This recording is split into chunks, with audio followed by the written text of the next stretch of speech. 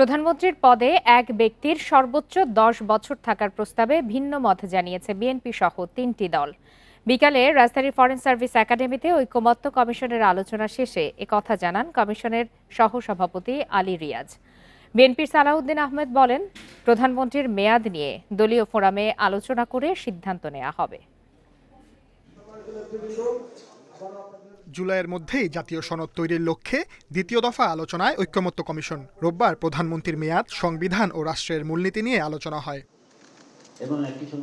দিনব্যাপী আলোচনায় কোনো বিষয়েই একমত হয়নি দলগুলো। কমিশনের সহসভাপতি আলী রিয়াজ জানান, প্রধানমন্ত্রীর মেয়াদ নিয়ে বিএনপি সহ ৩ দল বাদে বাকিরা একমত। ৩টি দলের পক্ষ থেকে বলা হয়েছে যে বিষয়টি নিয়ে তারা পুনর্বিবেচনা করবেন।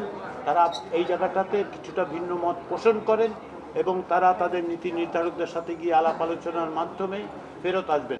সংবিধানের মূলনীতি নিয়ে ২ মেরুতে দলগুলো। বাম জোট ও বিপ্লবী ওয়ার্কার্স পার্টি বলছে, ৭২-এর সংবিধানের মূলনীতি বহাল রাখতে হবে।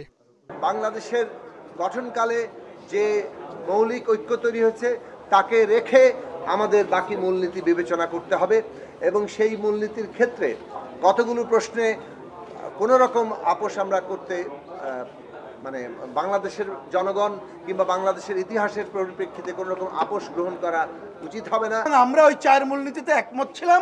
এইবারের আলোচনা আমরা পরিষ্কার করে এই দলগুলোর পক্ষ থেকে বলেছি, এই ৪ মূলনীতির প্রশ্নে আমরা অনড়, এইখানে হাত দেওয়া যাবে না।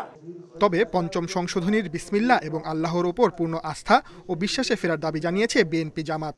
আমাদের পক্ষ থেকে আমরা স্পষ্টভাবে জানিয়েছি যে ৭২-এর মুজিববাদী মূলনীতি আমরা রাখার পক্ষে না। এই ৪টি মূলনীতি বাদ দিতে হবে। এটি বাদ দিয়ে তার পরবর্তীতে এই ৪টি মূলনীতি রাখার ব্যাপারে আমাদের কোনো আপত্তি নেই। সংবিধানের মূলনীতি প্রশ্নে পঞ্চম সংশোধনীতে যেভাবে গৃহীত হয়েছে সেই জায়গায় আছি।